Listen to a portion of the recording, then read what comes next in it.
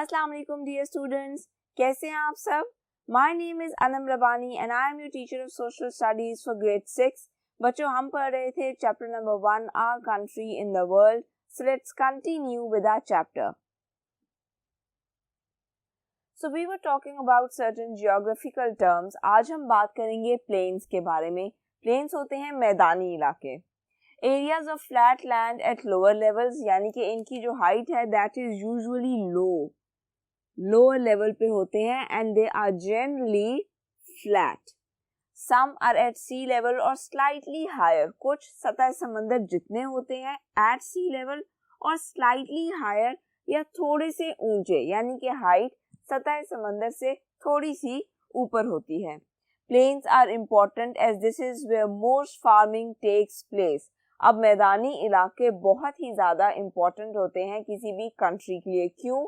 क्योंकि यहाँ पे ज़्यादातर फार्मिंग की जाती है। इन इलाकों में वेजिटेशन भी ज़्यादा होती है, जिसकी वजह से यहाँ पे क्रॉप्स उगाई जा सकती हैं, यहाँ पे आप फार्मिंग कर सकते हो, एग्रीकल्चर का काम किया जा सकता है। इसलिए plains are really important. Now let's talk about deserts, यानी कि सहरा। Areas where nothing or only tough plants can grow. अब ये तो आपको पता ही होगा कि सहराओं में नॉर्मली आप फार्मिंग नहीं कर सकते क्योंकि वहाँ पे पानी की अवेलेबिलिटी नहीं होती, बहुत ज़्यादा गर्मी होती है या बहुत ज़्यादा सर्दी होती है, जिसे हम हॉट डेजर्ट्स और कोल्ड डेजर्ट्स कहते हैं।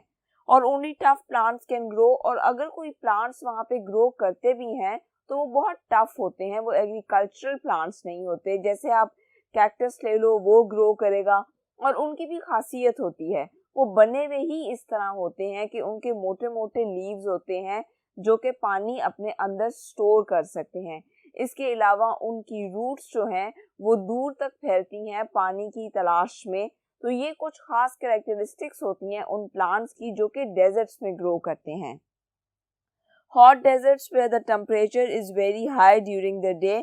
अब हॉट डेजर्ट्स कौन से होते हैं? जहाँ पे टेम्परेचर बहुत हाई होता है during the day. Very little or no water or else the soil is too poor for anything to grow. इसके अलावा हॉट डेजर्ट्स में क्या होता है? There is very little, यानी कि बहुत ही थोड़ा पानी होता है, और no water, या फिर पानी की अवेलेबिलिटी होती ही नहीं है, और else the soil is too poor for anything to grow.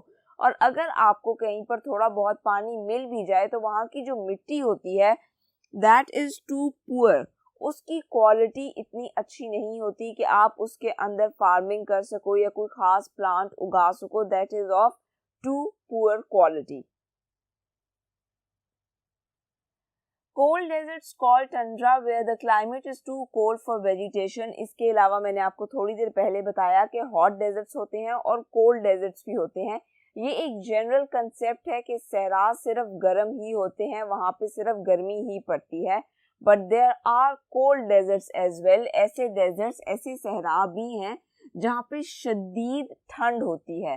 Where the climate is too cold, the climate is too cold, मौसम बहुत ज़्यादा ठंडा होता है फॉर वेजिटेशन, जिसकी वजह से वहाँ पे फार्मिंग नहीं की जा सकती, वहाँ पे प्लांट्स नहीं उगाए जा सकते। These can be found on high mountain tops और पोलर रीजन्स। और ये आपको कहाँ पर मिलते हैं? ये आपको मिलते हैं ऑन हाई माउंटेन टॉप्स, पहाड़ों की चोटियों पर, और पोलर रीजन्स या फिर पोलर रीजन्स में। Now let's talk about lakes, झीलें। Inland seas completely surrounded by land. आप इनको क्या कहोगे? Inland seas. क्यों? Because they are completely surrounded by land, क्योंकि ये जमीन से, लैंड से सराउंडेड होते हैं। कैन हैव ईदर फ्रेश और सॉल्ट वाटर। इसके अलावा इनमें या तो फ्रेश वाटर होता है जो कि यूज किया जा सकता है, और सॉल्ट वाटर, या फिर उस वाटर में नमक की तादाद ज्यादा होती है, वो नमकीन होता है। Now let's talk about reverse, दरिया। फ्लोइंग और मूविंग वाटर। तो हम दरिया किस बॉडी को कहते हैं? कोई भी ऐसी बॉडी जिसमें फ्लोइंग और मूविंग वाटर हो, यानी कि पानी मूव कर रहा हो, मुसलसल एक जगह खड़ा हुआ ना हो, बल्कि मूविंग कंडीशन में हो। कैन बी टाइनी स्ट्रीम्स और माइटी रिवर्स। ये छोटी छोटी स्ट्रीम्स भी हो सकती हैं, नदी नाले भी हो सकते हैं और माइटी रिवर्स या बहुत बड़े बड़े दरिया भी हो सकते हैं. Water in rivers is fresh except for a few short distance where they enter the sea. तो generally जो दरिया में पानी होता है वो फ्रेश ही होता है, लेकिन कुछ ऐसे पॉइंट्स होते हैं जहाँ पे वो फ्रेश नहीं होता. वो कौन से पॉइंट्स होते हैं? Where they enter the sea, जहाँ वो समंदर में जाके गिरते हैं. जब कोई दरिया किसी समंदर में जाकर गिरता है तो वो जो पॉइंट होता है एक स्पेसिफिक, उस जगह का पानी इतना फ्रेश नहीं होता. Estuary where river widens as they enter the sea. ये एक ऐसा पॉइंट है जहाँ पे कोई दरिया फैल जाता है, widens, समंदर में गिरने से पहले. Can make good harbors for ships.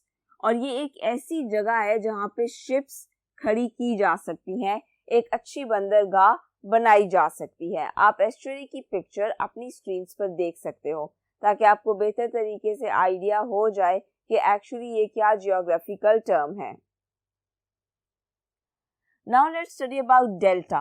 Sometimes when a river enters the sea, it breaks into many small rivers or channels in a V shape. कभी-कभी जब कोई दरिया किसी समंदर में गिरता है, it breaks into many small rivers or channels. वो छोटे छोटे नदी नालों में तकसीम हो जाता है इन अ वी शेप, और इसकी शेप वी बन जाती है, लाइक अ वी.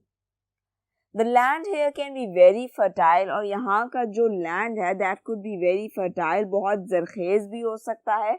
वहाँ पे प्लांट्स उगाए जा सकते हैं because of the mud brought down by the river. उस मिट्टी की वजह से जो बहता हुआ दरिया का पानी अपने साथ लेकर आता है. But it is also very liable to flooding. लेकिन वहाँ पर आप जनरली फार्मिंग नहीं कर सकते. इसलिए नहीं कि वहाँ पे पानी की अवेलेबिलिटी नहीं है या वहाँ की मिट्टी अच्छी नहीं है, इसलिए क्योंकि वो किसी दरिया या समंदर के इतने ज़्यादा करीब है कि वहाँ पे सैलाब के आने का खतरा हर वक्त रहता है. इसलिए आप वहाँ पे फार्मिंग नहीं कर सकते या आप वहाँ पे अपने घर भी नहीं बना सकते. अब आपकी बुक में there are questions, almost 5 questions. पहले 3 क्वेश्चंस के आंसर्स आप अपनी स्क्रीन पर इस वक्त देख सकते हो. वीडियो को पॉज करके नोट डाउन भी कर सकते हो. जो बाकी की 2 क्वेश्चंस हैं they are open to discussion. वो आपने खुद करने हैं अपने एनालिसिस को देखकर. Well done children. So now we are done with your chapter. अपना और अपनी फैमिली का बहुत सा ख्याल रखिएगा. अल्लाह हाफिज.